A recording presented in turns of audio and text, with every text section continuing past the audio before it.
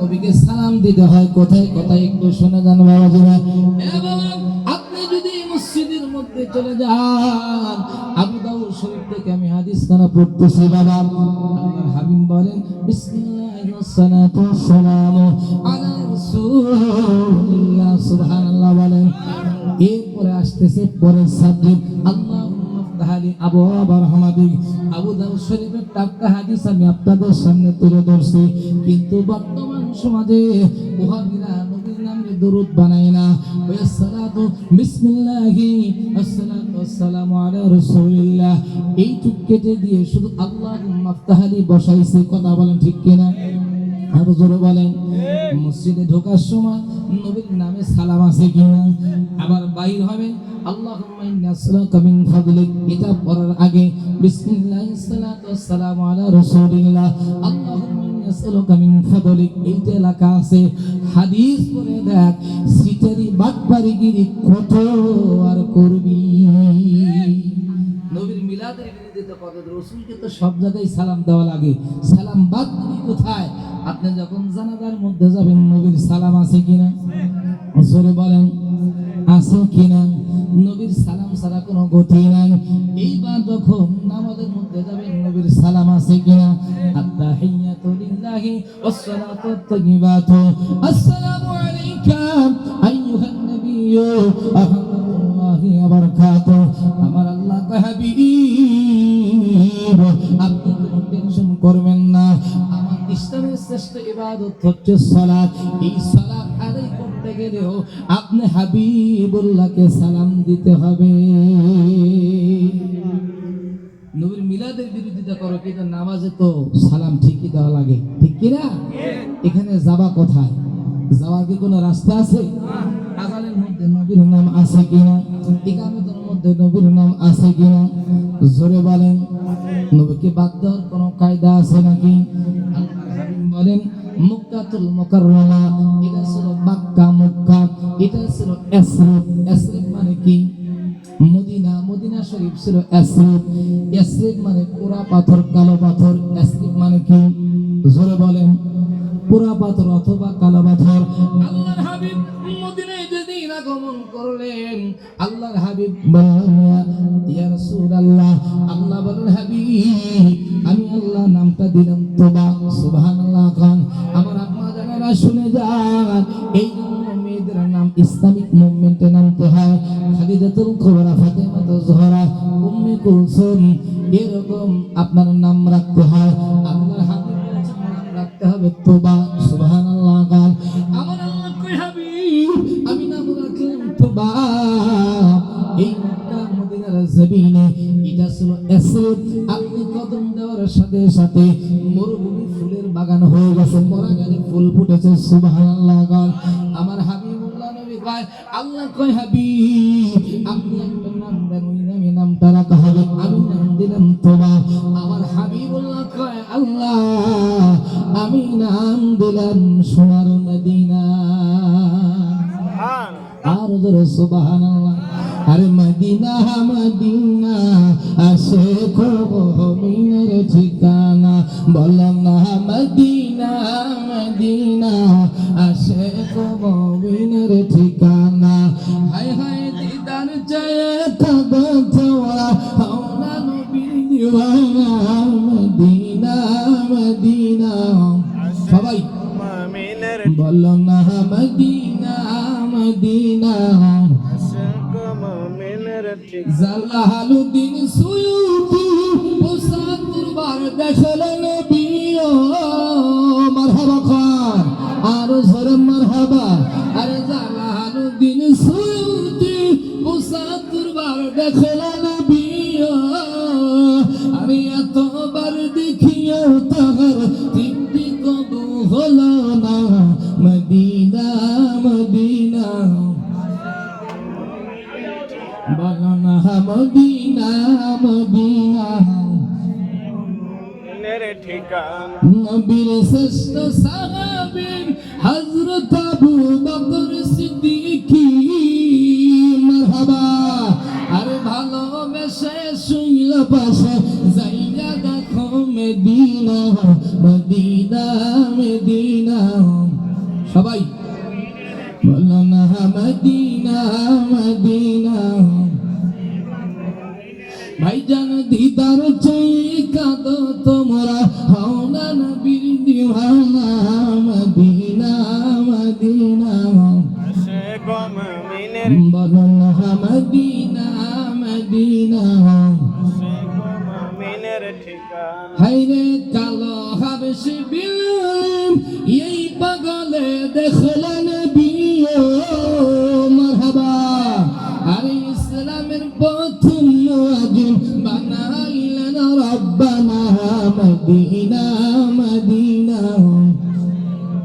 মিনের ঠিকানা বলো না মদিনা মদিনা সে গো মুমিনের ঠিকানা সম্মানিত হাজিরিন আল্লামা জালালউদ্দিন সুয়ুতী আমার নবীর 2 লক্ষ হাদিসের হাফেজ 6 লক্ষ হাদিস 2 লক্ষ এই সারা সিরাজগঞ্জ জেলার মধ্যে 50,000 হাদিস মুস্ত কোন ওয়াহাবি পাওয়া যাবে নাকি কোন খারিজি পাওয়া যাবে নাকি মুফতি পাওয়া যাবে নাকি না না পাওয়া যাবে না কিন্তু নবীর বিরোধিতা করে বাবা এবং 2 লক্ষ নবীর হাদিস মুখস্থটা বাবা হযরত জালালউদ্দিন সুয়ুতী নবীর 2 লক্ষ হাদিসের হাফেজ ইনি আমার নবীকে 75 বার দেখেছে সুবহানাল্লাহ 75 বার দেখার পর তৃপ্তি হয় না তার কারণ হলো যারা আশিক রাসূল তারা রাসূল ছাড়া থাকতে পারে না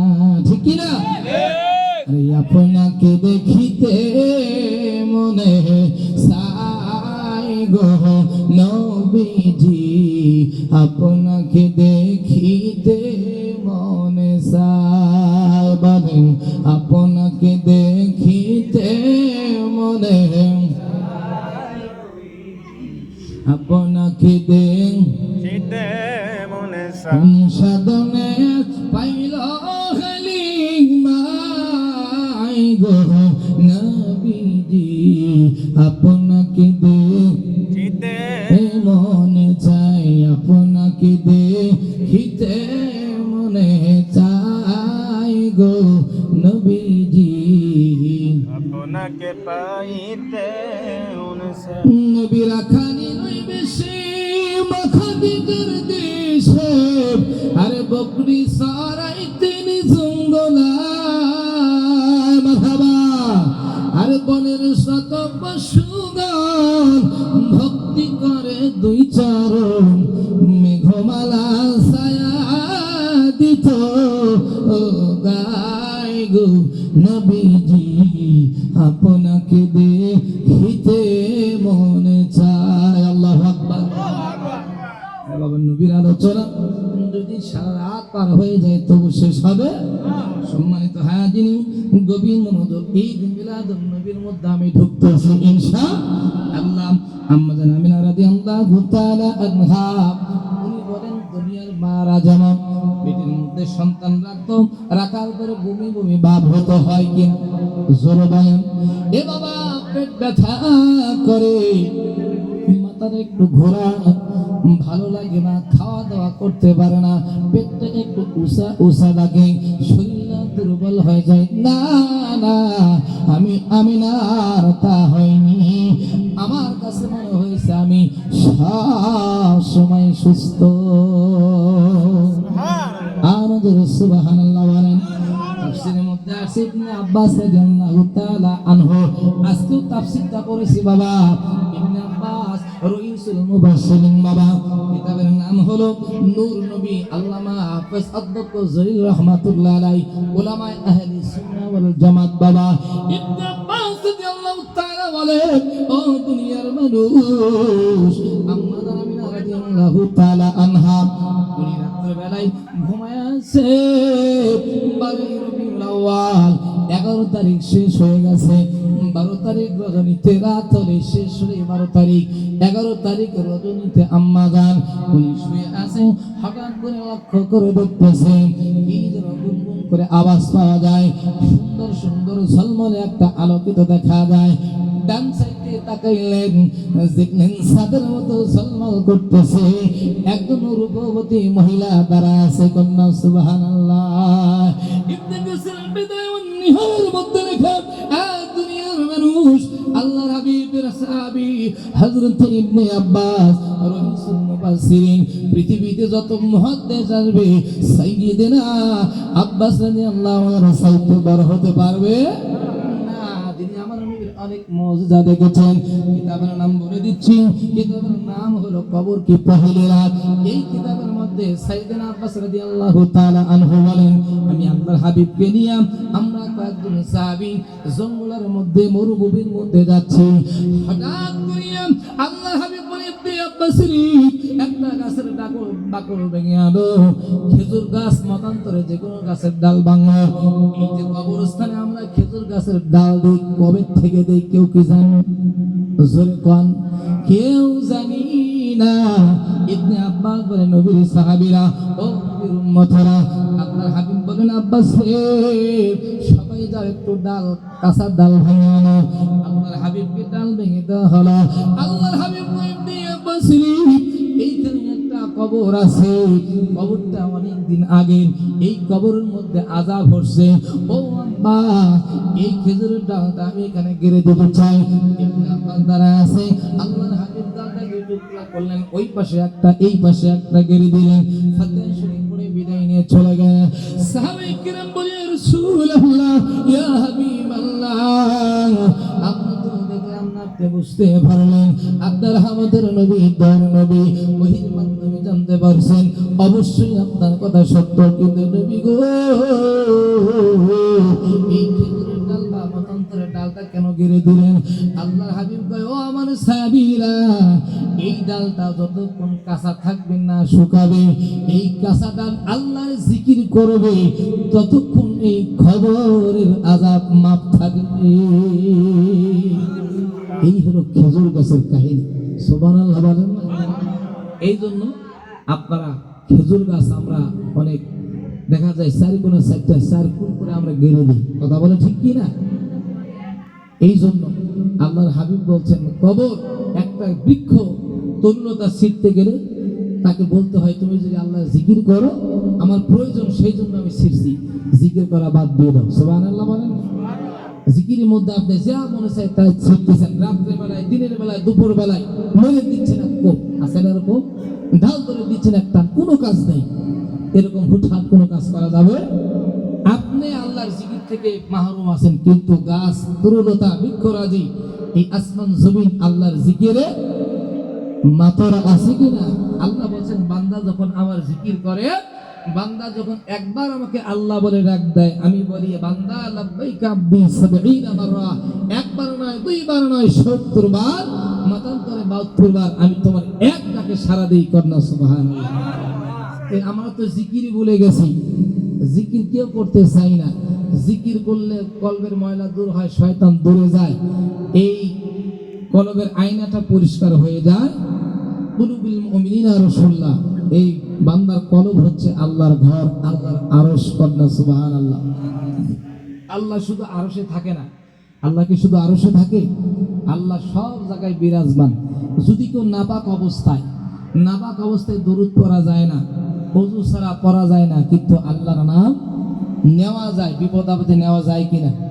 জোরে বলেন, কথা বোঝেন নাই? পাক নাপাকি মানুষজন বিপদে পড়ে, আল্লাহকে আগে দেখে না, আল্লাহ আল্লাহ বাঁচাও, আল্লাহ এই করো সেই করো, কিন্তু আল্লাহকে তো একটু প্রাণ ধরে আমরা ডাকতে পারি না। এই না ডাকার কারণে এই কলবে ময়লা পড়ে গেছে। এই আয়না, ঘরের মধ্যে আয়না যদি ময়লা পড়েছে, আমরা মুছি না? কথা কয় না। এই কলবের আয়নাটা মুছবেন কি দিয়া? এটা জিকির দিয়া। হক্কানি ওলির কাছে বায়াত হওয়ার পরে তার কাছে আপনি বায়াতনামা নিয়ে, তার কাছ থেকে সবক নিয়ে আপনি জিকির করবেন সকাল সন্ধ্যা, ফজরের পরে, মাগরিবের পরে, অথবা ইশারের পরে, সুযোগ যখন পান আপনি জিকির করবেন। করতে করতে করতে আপনার এই কলবটা যখন একাই জিকির করবে, এই কলবটা তখন আল্লাহর মাকাম, আল্লাহর ঘর হয়ে যাবে। বান্দা যেই কাজে হাত দেবে, আল্লাহ বলেন সেই হাত বান্দার হয় না, ওই হাতটা আমি আল্লাহর কুদরতি হাত হয়ে যায়।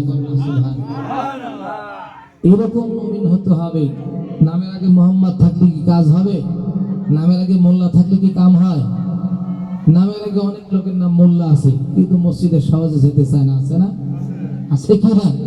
তো এরকম মোল্লার কাজ নাই বাবা, খাঁটি মোল্লা হতে হবে। একটু দরদ ধরেন আল্লাহুম্মা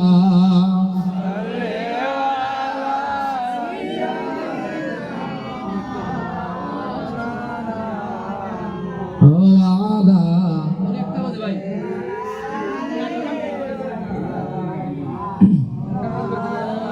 একটা ভেবে আসবে মনে তো দলি একটা ভেবে যাবে না দরুদ শরীফ আল্লাহুম্মা সাল্লি আলা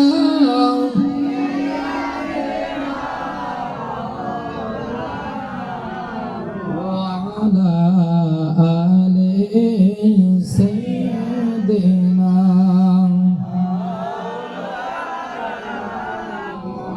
সম্মানিত হাজিরিন কবির মনোযোগ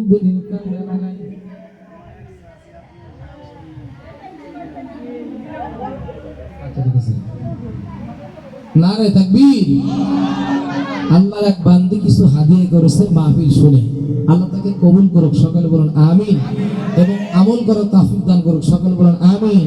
একটু মহব্বতে আল্লাহুম্মা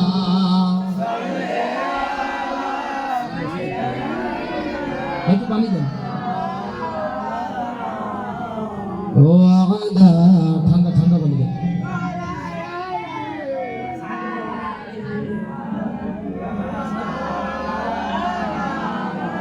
সম্মানিত হাজিরিন, কবরে কিন্তু যেতে হবে, এটাই বাস্তব কথা, নাকি যাইতে হবে না? জোরে বলেন। কবরে কিন্তু যাইতে হবে। ওই কবর আমার আপনার সামনে তারা আছে বাবা। একটু রাত্রেবেলায় যদি চিন্তা করো, ওই কবরের জন্য একটু আমল করতে হবে, একটু কোরআন তেলাওয়াত করতে হবে, এ বাবা নামাজ কালাম পড়তে হবে। আল্লাহর হাবিব বলেন, যিনি কোরআন ছাড়া, আমল ছাড়া, ঈমান ছাড়া কবরে যাবে, কিয়ামতের ময়দানে তার চাইতে দুঃখী আর কেউ হবে না। কথা বলেন ঠিক কিনা? আমার কোরআনুল কারীমের মধ্যে কয়, বান্দারে আমাকে তোমরা ভয় করো। বিসমিল্লাহির রাহমানির রাহিম। ইয়া আইয়ুহাল্লাযীনা আমানু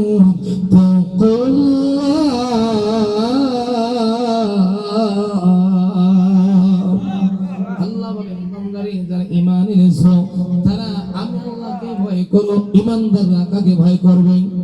আরো জোরে বলেন, কাকে? হাক্কা তুকাতিহি ওয়ালা তামুতুন্না ইল্লা ওয়া আনতুম মুসলিমুন।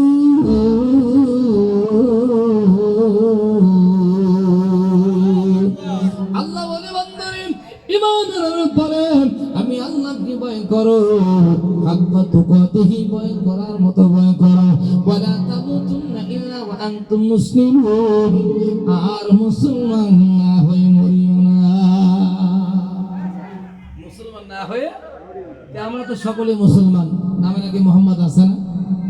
টুপি না থাকলেও তো মুসলমান, পাঞ্জাবি না থাকলেও তো মুসলমান। মুসলমান কিন্তু আল্লাহ বলেন, ওয়ালা তামুতুন্না ইল্লা ওয়া আনতুম মুসলিমুন, মুসলমান না হয়ে তোমরা মরিও না। হাবিবে কিবরিয়া হাদিস শরীফের মধ্যে বলেছেন, আখলিস দীনাকা ইয়াকফিকাল আমালুল কলিল।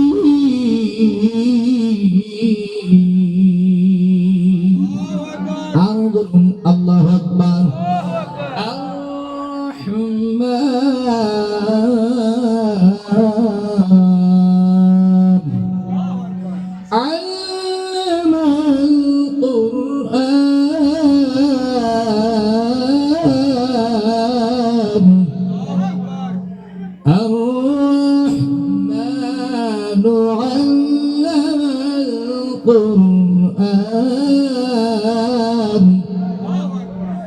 خلق الإنسان. هذا الله أكبر. خلق الإنسان علمه